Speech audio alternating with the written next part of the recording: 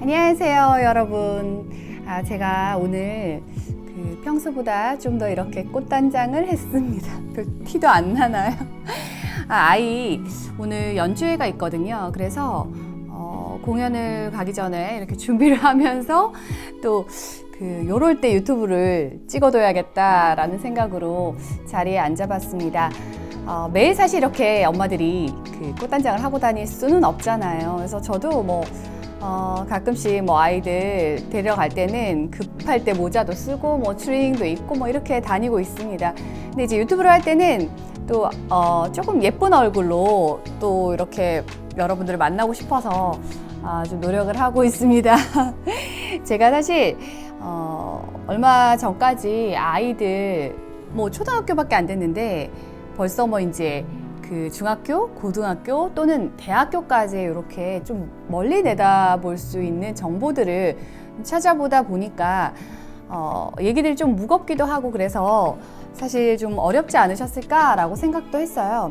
근데 이제 오늘은 작년에 제가 초등학교 입학하는 친구들을 위해서 제가 1년 동안 겪었던 내용들을 정리해서 유튜브 영상으로도 올려두었고, 그리고 오프라인 강의도 서울 강서구에서 여러 군데서 강의를 했었어요. 저도 초등학교 입학할 때 좀 답답한 마음이 많았기 때문에 제가 1년 동안 겪었던 이야기들이 막 입학하는 엄마들에게 굉장히 도움이 될 거라고 생각을 했는데, 작년에도 그런 얘기를 많이 하셨는데 이제 또 새로운 학년이 이제 곧 입학을 준비하면서 또 영상들을 많이 보시는 거예요. 그래서 이런 내용이 너무 좋았다고 응원을 많이 해주셔서 제가 이 영상을 찍게 됐습니다. 이제 저희 아이는 곧 3학년이 되는데 2학년 때 이제 수업을 이렇게 나가면서 겪었던 이야기, 그리고 과목별로 이런 부분들을 좀 엄마가 짚어주고 같이 해주면 참 좋았다, 이런 것들을 제가 시행착오를 겪으면서 들었던 생각들을 좀 정리해 보고자 합니다. 그래서 오늘은 과목들 중에서 이제 선행을 할 때도 가장 빨리 나가는 과목이기도 하고, 그리고 가장 엄마들이 이제 신경을 앞으로 써나가게 되는 과목인데, 수학에 대한 이야기를 해볼게요. 초등학교 2학년 수학, 저는 이렇게 해줬습니다 라는 주제로 2학년 때 어떤 수학이 나오는지 지금 초등학교 1학년인 아이들이 2학년이 됐을 때 요런 것들을 배웁니다. 이렇게 준비하세요 라는 이야기들을 오늘 한번 해보겠습니다. 짜잔. 이렇게 제가 사실 2학년에 지금 1년 동안 어떤 것들을 했는지를 직접 보여드리면서 설명을 하려고 준비를 해봤습니다. 초등학교는 연산을 반드시 잡아야 된다, 이런 말은 굉장히 많이 들어봤을 거예요. 그게 이제 중학생이나 고등학생이 됐을 때 실컷 어려운 문제를 잘 풀고 연산이 탄탄하지 않아서 실수를 하면 정말 아깝잖아요. 그래서 초등학교는 연산의 중요성은 사실 굉장히 여러 군데서 강조를 하고 있어요. 그래서 저도 이 부분을 신경을 쓰고 있는데요. 저희 아이들은 학교를 가기 전에는 구몬학습 아시죠? 학습지로 연산을 더하기 빼기를 조금 연습을 하다가 이제 너무 지루해서 그걸 그만했는데, 그 다음에는 이제 1학년부터 이 책으로 하고 있어요. 기적의 계산법이라고, 이게 기적의 한글 학습도 있고 여러 가지가 있는데, 저는 이거 요런 연산으로 된 거는 아무 교재나 솔직히 상관이 없는 것 같더라고요. 근데 처음엔 이거를 1학년 때는 한 권씩 사서 했더니 이거 지루하다, 재미없다 하도 그래가지고 제가 이제 이거를 그냥 한 권만 사서 저희 쌍둥이는 이걸 찢어서 이렇게 풀거든요. 이렇게 보시는 것처럼 지금 2학년 교재에서는 이렇게 이제 제가 3권, 9구단 초급, 자연수의 덧셈, 뺄셈, 중급 이런 정도로 나와요. 그래서 보시면 세 자릿수의 덧셈이 나왔고, 그리고 세 자릿수의 이제 뺄셈도 뒤에 나오는데, 여기 앞에 보시는 것처럼 가로쓰기, 세로네요. 세로쓰기, 그리고 이렇게 가로쓰기 문제 이렇게 나오죠. 근데 가로쓰기를 아직까지는 아이들이 이제 암산이 어렵기 때문에 이렇게 세로쓰기 형태로 해서 푸는 것들을 알려주고, 문제를 풀어보면 제 마음을 이해하시겠지만 굉장히 시키는 대로 하는 친구들은 여기에 딱 써가지고 하는데, 저희 아들은 사실은 이 올림을 쓰라 그러면 요거 거의 안 썼어요. 학교에서 분명히 그렇게 가르쳐 주는데도 안 하는 거예요. 그래서 이거를 시키는데 되게 오래 걸렸어요. 왜냐면 아직까지는 암산이 정확도가 떨어지기 때문에 이렇게 하지 않으면 꼭 틀리더라고요. 뭐 어쨌든 아이들이 이제 학교 갔다 오거나 제가 이제 짬짬이 시간이 되면 이렇게 이거를 그냥 찢어요. 찢어서 이렇게 문제를 풀고 그리고 이제 이거를 버립니다. 틀린 문제만 한번 이제 다시 봐주죠. 근데 이렇게 문제를 풀어보면 틀리는 것들이 딱 있는데 그게 항상 틀려요. 그러니까 예를 들어서 4 더하기 9가 헷갈리는 친구는 항상 그 부분에서 틀리더라고요. 그래서 그걸 또 다시 이제 보드판에다가 그때 한번 보드를 보여드렸는데 이런 기본 이제 화이트보드에다 써서 그 부분만 또 집중적으로 아이한테 좀 알려주죠. 그래서 기적의 계산법은 제가 그냥 연산을 가볍게 하는 걸로는 추천을 드리고 요런 연산 문제집이 시중에 되게 많은데 그거를 그냥 사가지고 이렇게 아이에게 좀 풀려주면 좋은데 책 하나를 이렇게 주고 풀어보세요 하면 아이가 헉 합니다. 그래서 제가 와서 오늘 이렇게 3장만 푸는 거야. 연산은 하루에 10분 정도만 사실 해도 되거든요. 그러면 아이가 이제 좀 마음 가볍게 이걸 풀더라고요. 그래서 제가 이제 계산법에 대한 연산에 대한 거는 이걸로 하고 있다라고 말씀을 드리고 2학년 그러면 실제로 책은 어떻게 되어 있느냐? 사실 2학기 책을 지금 보려고 하니까 학교에다가 수학책을 두고 다녀요. 그리고 수학 한 단원이 끝나면 저희는 이제 사인을 받아오라고 학교에서 보내주는데 그 집에 책이 없더라고요. 그래서 2학년 1학기, 2학기에 수학 익힘책을 가지고 이제 설명을 한번 드리려고 해요. 이렇게 보시면 수학 익힘책에 그 단원과 뭐 수학 단원이 똑같잖아요. 그래서 2학년 1학기에는 세 자릿수, 도형, 그리고 덧셈, 뺄셈이 이제 2자리까지 나가죠. 그리고 길이 재기, 분류하기, 곱셈. 곱셈을 그래서 처음 접하는 게 2학년 1학기예요.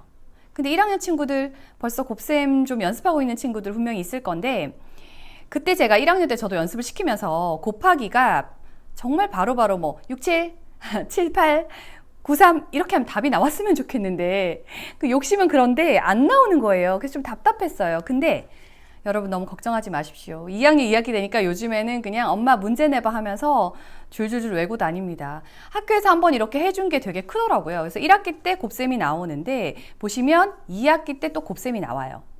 그래서 1학기 때 약간 워밍업을 하고 2학기 때는 약간 달달 외우게 하더라고요. 그래서 2학기 때는 4자릿수까지 나오고 곱셈 역시 길이 재기. 지금 단어를 보면 1학기 때나 2학기 때랑 굉장히 유사하잖아요. 그게 이제 약간 발전된 형태로 나온다고 보시면 될 것 같아요. 그리고 새로운 문제가 나오는데 이 부분에서 이제 굉장히 아이들이 어려워요.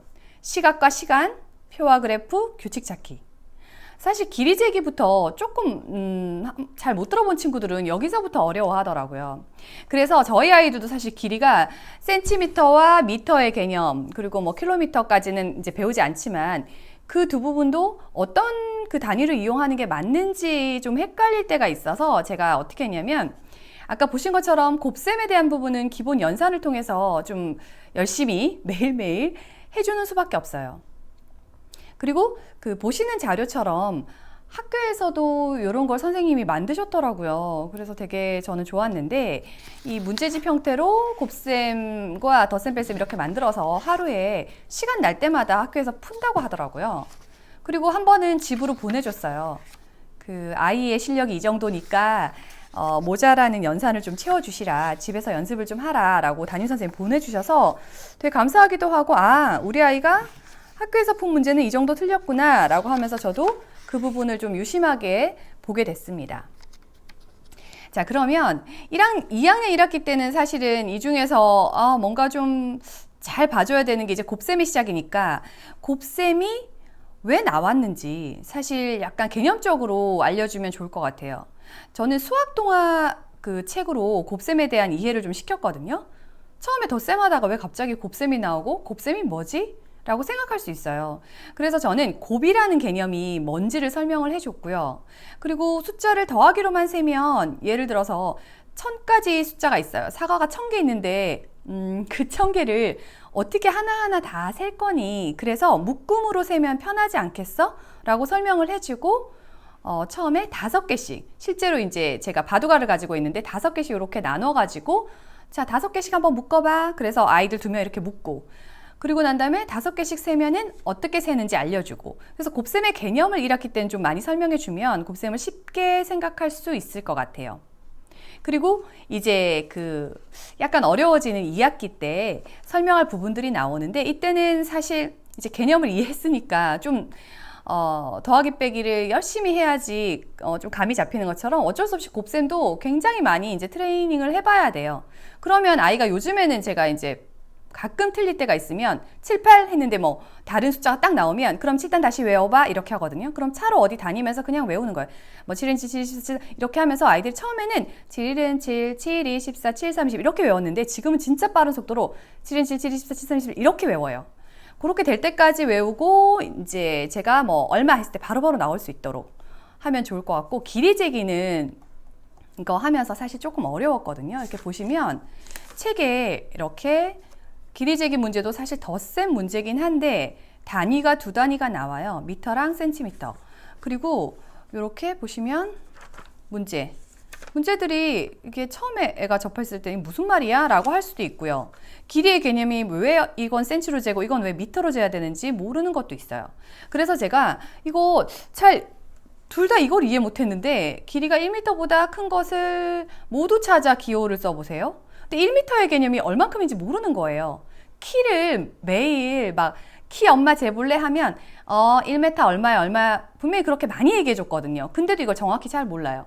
그래서 제가 어떻게 했냐면 짠 요렇게 자를 샀는데 집에 그 자가 있을 거예요. 근데 그 자는 아시겠지만 철로 되어 있어서 손배일까봐 너무 무서워서 못 쓰겠는 거예요. 그래서 이거는 뭐냐면 재단할 때 쓰는 거 있죠. 옷 이렇게 천 같은 거 할 때 그때 쓰는 자예요. 근데 한쪽은 이렇게 보시면 인치로 되어 있어서 이쪽은 쓸모가 없고 당장 이쪽에 센티미터로 되어 있어요. 그래서 이제 이 부분에 대한 거를 하는데 이거 150cm까지 잴 수 있거든요.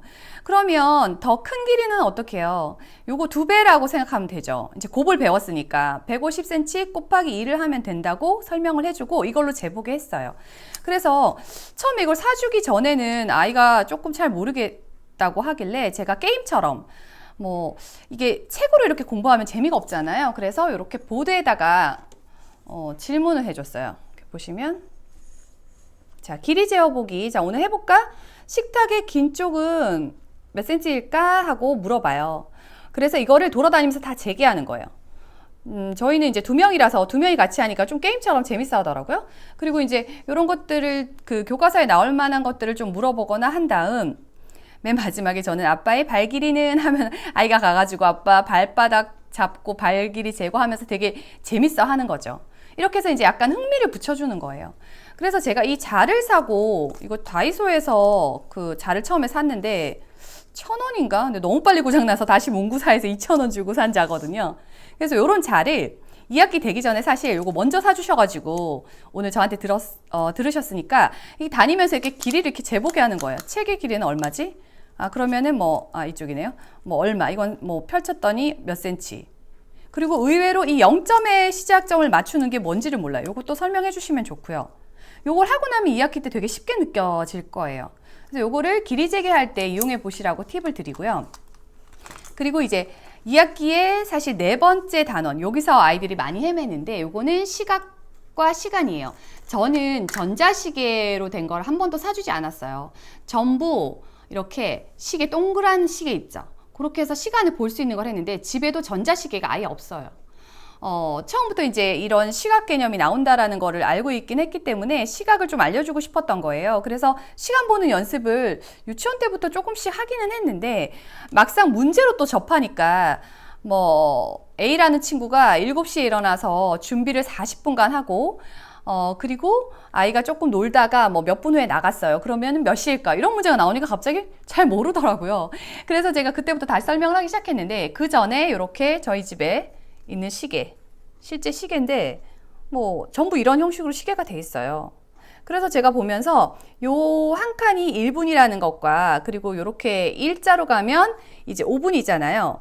5분이라는 것. 그리고 또 하나는 요게 이제 곱을 앞에서 배웠단 말이에요. 그래서 요거는 1일 때는 1 곱하기 5, 5분, 2 곱하기 5, 10분, 15분, 20분 이런 식으로 가르쳐주고 그리고 아이들이 이렇게 시계를 그려라 라고 하면은 1시 30분 하면은 이 작은 바늘을 그냥 이래 갖다 놓는 경우 굉장히 많거든요. 30분이니까 한 중간쯤 지나가야 되잖아요.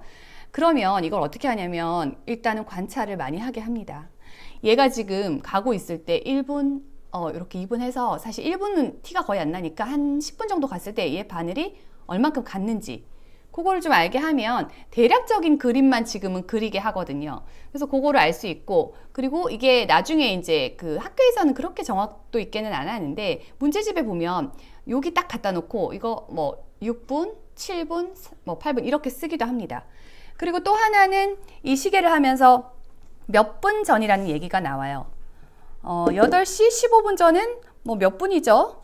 7시 45분 뭐 이런 식으로 그거에 대한 개념이 전이라는 개념이 없어요. 한자를 저도 아직 안 가르치거든요. 전이라는 건 앞전자를 쓴다는 거를 설명을 한번 해주고 우리 뭐 어디 전에 갔었잖아 하면 시간적인 전이잖아요. 근데 이제 아이들이 이 전이라는 개념이 이전과 이후로 나뉘고 전이라는 건 어떤 걸 도달하기 이전을 의미하는구나 라는 거를 설명해 주시고 그 몇 분 전 몇 분 전을 조금 연습하면 좋더라고요.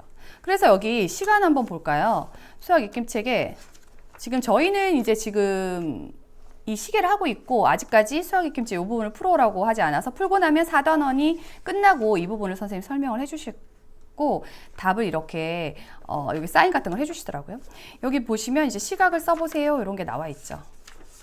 수학 익힘책은 집에 있으니까 엄마가 사실 자주 볼 수 있거든요. 근데 이제 수학책은 없으니까 모르겠지만 수학책도 가져와 보면 이제 유사한 형태로 되어 있어요. 그래서 여기 보면 여러 가지 방식으로 지금 가르쳐 주고 있어요. 여기 이제 뭔가 스케줄 같은 것들을 보고 몇 시에는 뭐 어떤 친구가 무엇을 했습니까? 뭐 이런 문제도 있고 되게 시간에 대한 문제는 정말 다양하게 만들 수 있거든요. 그리고 달력 문제. 시간보다 더 어려워하는 게 달력인 것 같아요. 달력 문제는 이렇게 보면 뭐 월요일이 몇 번 있나 이런 거 쉽잖아요. 근데 그냥 3월달 달력을 줘요. 문제집을 보면 3월 달력에 몇 월 며칠은 무슨 요일입니다. 그럼 5월에 며칠은 5월 8일은 무슨 요일일까요? 이런 문제 많아요. 처음에는 아이들이 뭐지? 이렇게 해요. 그래서 제가 아시죠? 이거 손가락으로 1월, 2월, 3월, 4월, 5월, 6월, 7월, 8월, 9월, 10월 이걸 가르쳤어요 먼저. 왜냐면 이게 몇 월이 며칠까지 있는지를 모르니까 풀 수가 없더라고요. 근데 이제 교과서에는 그렇게까지 좀 어려운 문제는 나오지 않지만 그 문제가 문제집에는 자주 등장해요. 특히 난이도 높은 문제로 뒷문제로 가면 꼭 그 문제가 나오더라고요. 그래서 그거를 한번 짚어주시면 좋을 것 같고요. 그리고 이제 표와 그래프는 제가 이렇게 표와 그래프 자체를 애들이 본 적이 없잖아요. 이런 표를.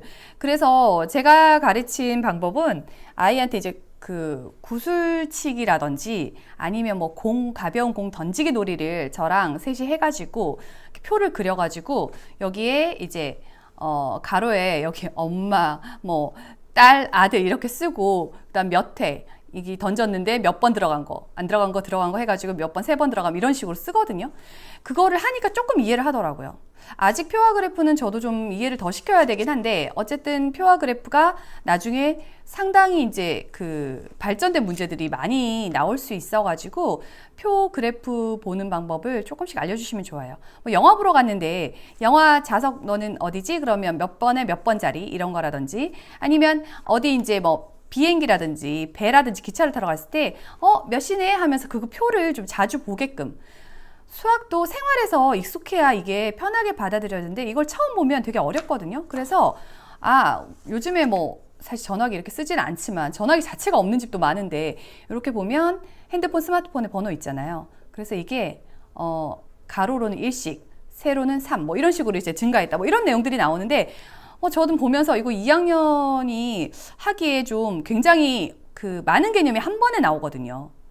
그래서 요거를 좀 지금 방학 때 한번 이렇게 봐주시는데 좀 곱셈에 대한 거랑 특히 그리고 뭐 길이 같은 거는 놀면서 할 수 있잖아요. 이런 거를 한다거나 아니면 아까 그 겨울에 체험학습 많이 하시니까 체험학습 할 때 표와 그래프가 야 이렇게 되구나 라고를 알고 좀 미리 해주시면 어떨까 합니다.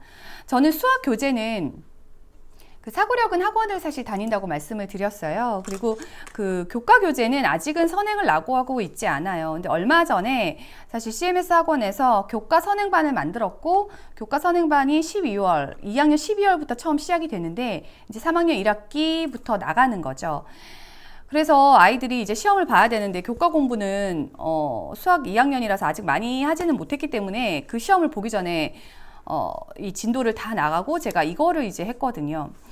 1학년에도 그랬고 2학년에도 그렇고 이렇게 한 권씩 그냥 사는데 사실 그 뭐 개념 유행책을 보는 경우도 있고 되게 다양한 책이 있어요. 근데 저는 그냥 아이가 이 그림 보고 엄마 이 책으로 꼭 사고 싶어요 해가지고 1학기 때는 디딤돌을 했고 2학기 때는 이 우공비를 샀어요.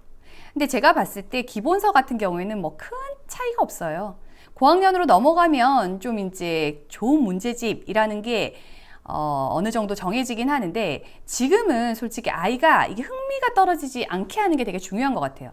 이거 사고 이거 빨리 보고 싶다고 하길래 아 옳았구나 하고 이걸 사줬거든요. 그렇게 하면 아이가 조금 더 관심을 가져요.